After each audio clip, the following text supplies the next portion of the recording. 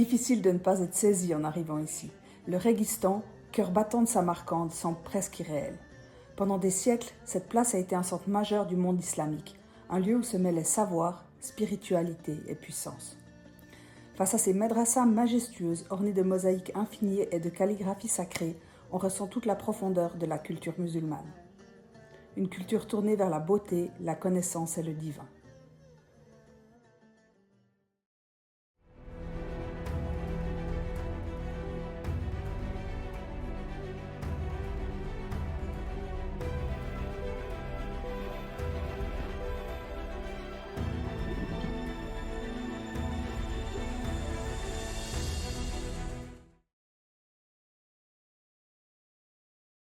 Derrière cette beauté presque irréelle, il y a aussi une histoire fascinante.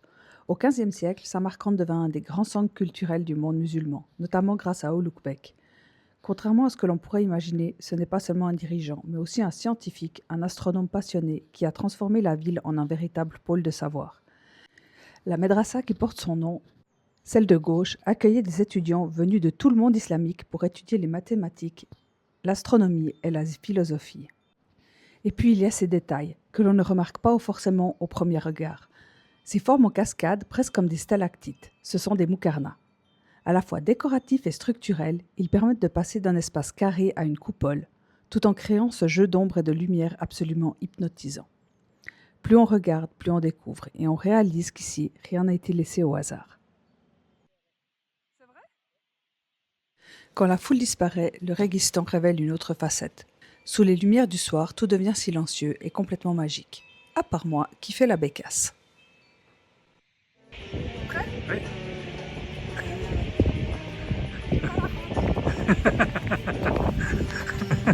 Trop bien.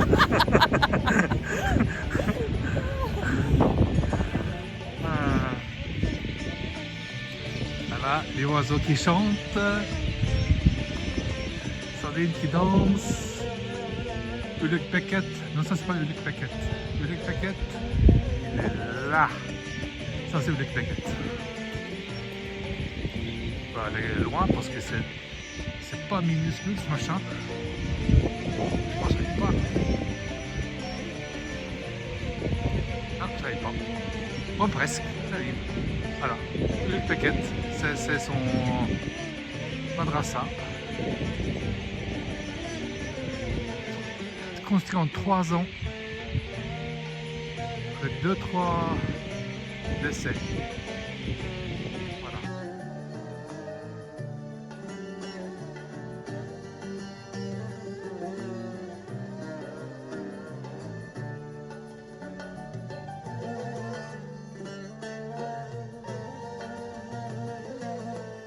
Durant ce voyage, nous avons eu la chance de passer 3 fois par Samarcande.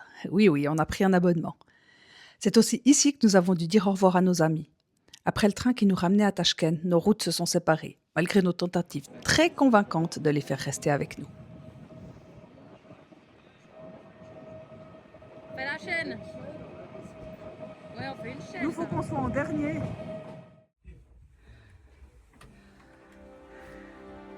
Voilà.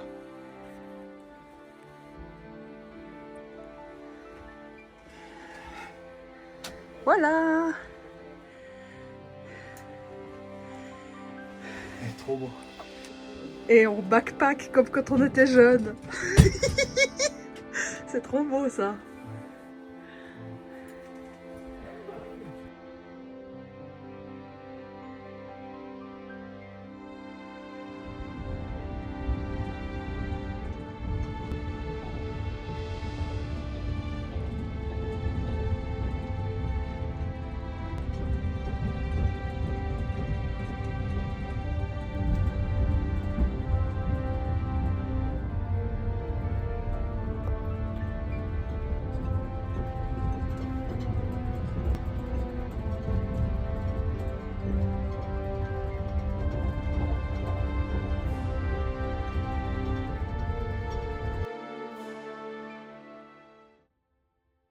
Salut. On est dans le train de nuit. Enfin, maintenant il fait jour. Hein. Et, on est parti hier soir de Tashkent. Et puis là, on va direction Khiva. Et puis là, il est 7h du mat. Le Le soleil se lève, c'est super beau. Et puis, on devrait arriver autour des 11 heures, je crois. Donc, voilà. C'est vraiment trop cool de prendre le train de nuit. C'est comme quand on était gamin, quoi. Franchement, ça manque trop ces trains de nuit en Europe. Il faut remettre ça, c'est trop bien. Bon, en plus, celui-là, il nous a coûté.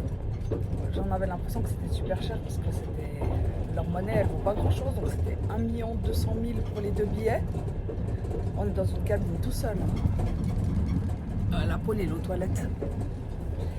Et en fait, c'est 85 balles.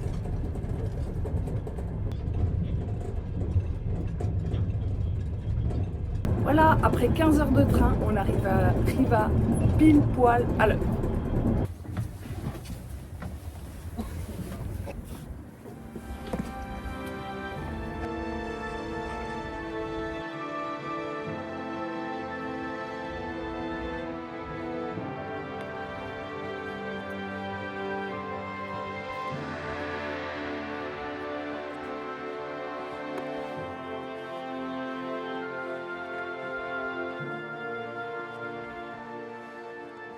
Ça, c'est la bagnole nationale en Ouzbékistan, Damas de luxe. C'est trop trop chou.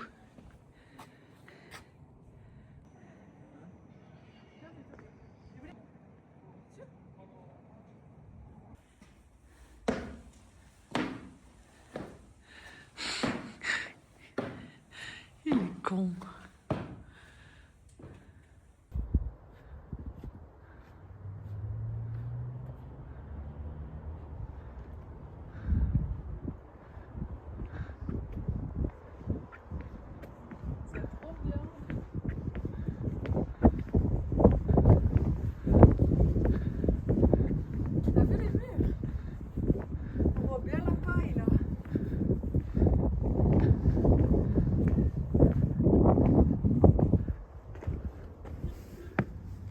Je pense que c'est plus en terre qu'en boue ou qu'en cac. Il y a même un coquillage dans le mur ici. Khiva, c'est comme entrer dans un décor figé dans le temps. C'est pas pour rien d'ailleurs si on l'appelle souvent la ville-musée.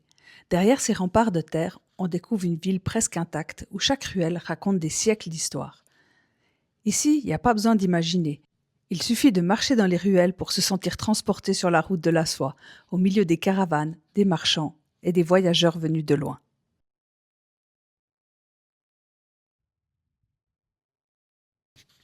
On est vite devenu millionnaire en Ouzbékistan.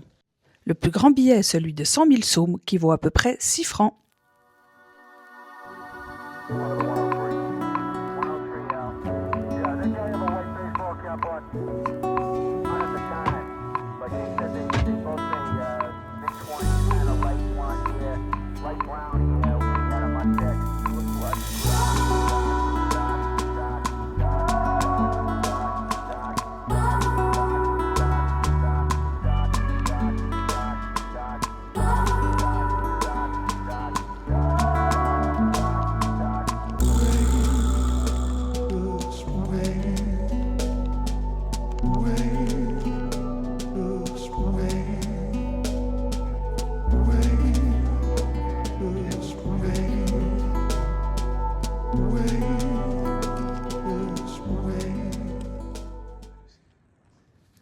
À Khiva, on s'est rendu compte qu'on n'était plus si loin de la mer d'Aral. Enfin, de ce qu'il en reste, mais ça, je vous en parlerai plus tard. Et quand je dis pas si loin, on s'entend. 800 km aller-retour. Mais disons qu'on n'en a jamais été aussi proche. Alors, on prend notre courage à deux mains et on organise le déplacement. Demain, réveil à 4 heures du mat, direction Moynak, là où se trouvaient autrefois les rives de la mer d'Aral.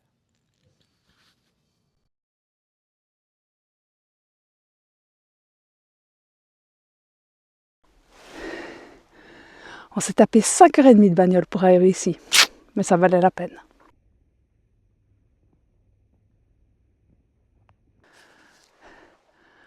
On vous retrouve ici au cimetière des bateaux de l'ex-mer d'Aral. Donc, pour rappel, la mer d'Aral, c'était un lac, le 4e plus grand lac au monde, situé à cheval sur l'Ouzbékistan et le Kazakhstan.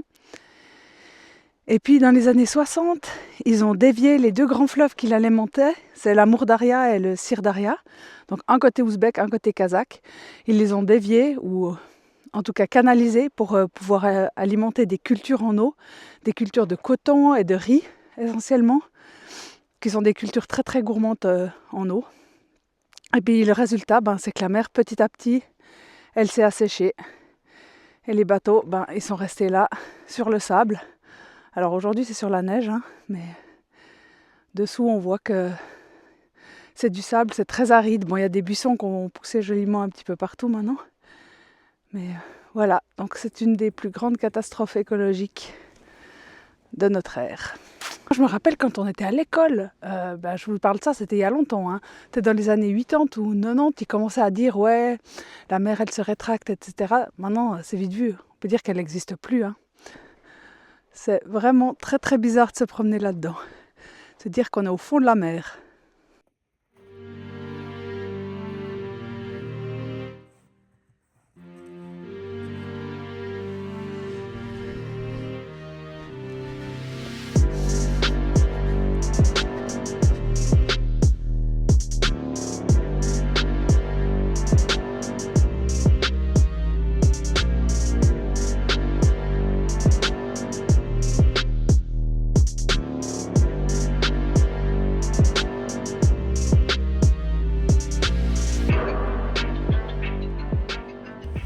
On est dans un restaurant super chaleureux. Non seulement l'ambiance est géniale, Oui. mais en plus on se l'écaille. Non.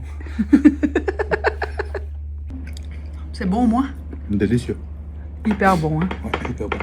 Petit plof, tout simple. Le chou la dame. Ouais. Et puis une espèce de kimchi local.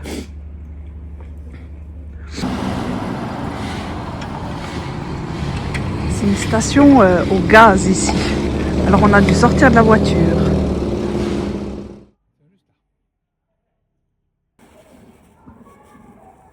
Regarde derrière toi.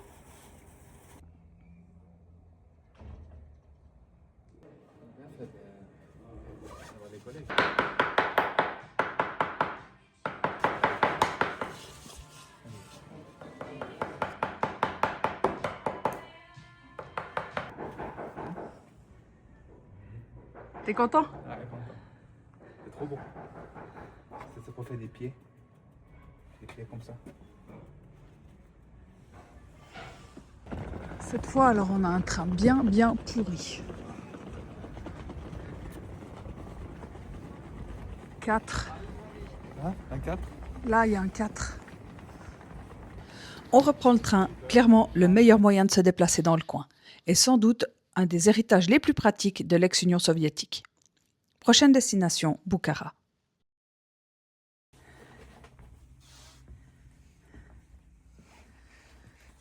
Voilà. C'est notre place jusqu'à Bukhara.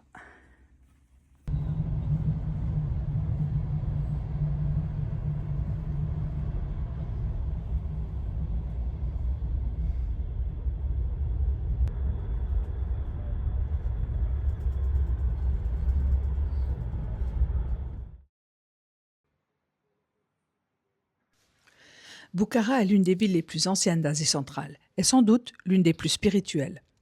Pendant des années, elle était un haut lieu de l'islam, un centre religieux et intellectuel majeur sur la route de la soie. Des dizaines de mosquées, de madrasas, de sanctuaires y ont été construits, attirant savants, pèlerins et voyageurs venus de tout le monde musulman. Ici, l'architecture islamique est partout. Des coupoles turquoises, des façades ornées de motifs géométriques infiniment précis et ces cours intérieurs paisibles où le temps semble suspendu.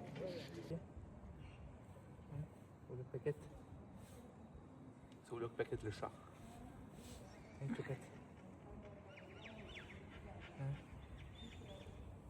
paquet le chat. Les copains, copines. T'as froid? Oui, il fait froid pour un chat aujourd'hui. On la surnomme même la ville aux 1001 mosquées.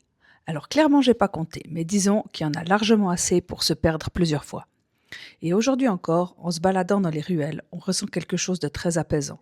Même si, comme moi, on ne comprend pas toujours exactement où on est.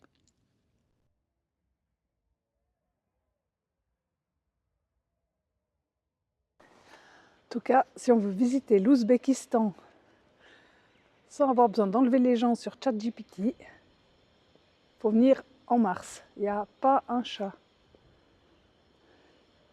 C'est trop bien.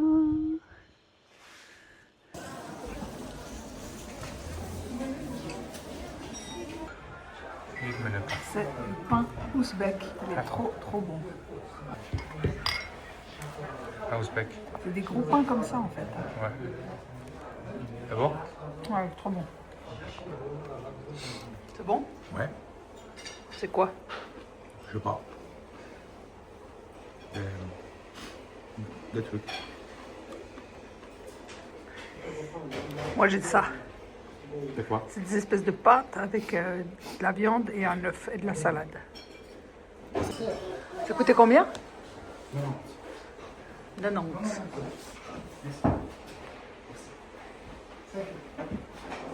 C'est pour les grandes et minces.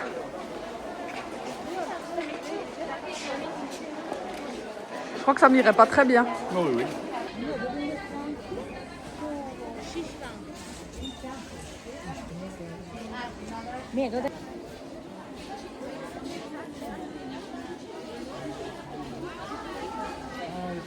Papier peint.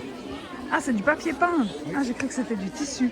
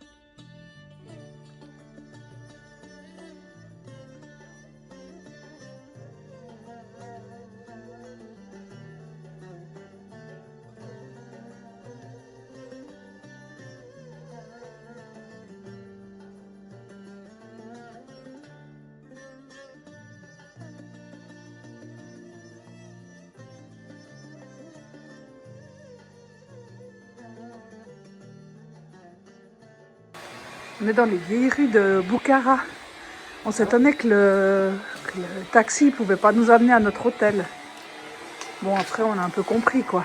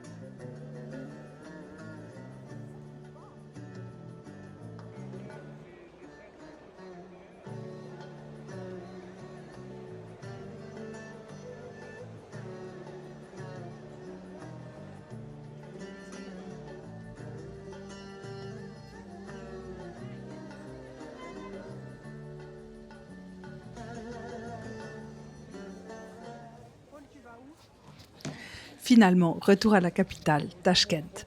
Ici, l'ambiance est complètement différente du reste du pays. L'influence soviétique est beaucoup plus marquée, comme dans beaucoup de capitales d'Asie centrale.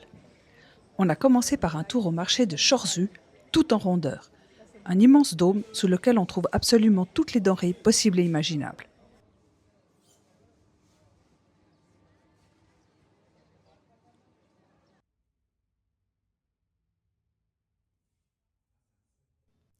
Puis, on a fait un petit tour en métro, parce qu'apparemment, il n'y a que les touristes qui prennent le métro pour le plaisir. Et pour finir, on est monté boire un verre au dernier étage de l'hôtel Ouzbékistan.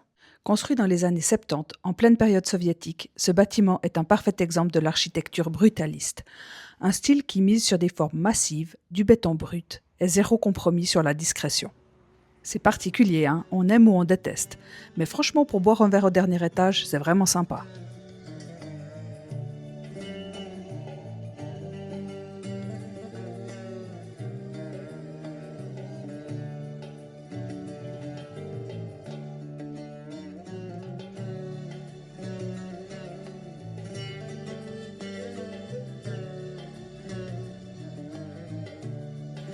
Et voilà, fin du voyage. On était venu sans trop savoir à quoi s'attendre et on repart avec des images plein la tête, quelques heures de sommeil en moins et une légère addiction aux couples turquoises. Bref, l'Ouzbékistan, clairement, c'est une destination qui mérite le détour. Et si tu nous as suivis jusque-là et que tu as le temps de nous laisser un petit like et un petit commentaire, ça nous ferait super plaisir.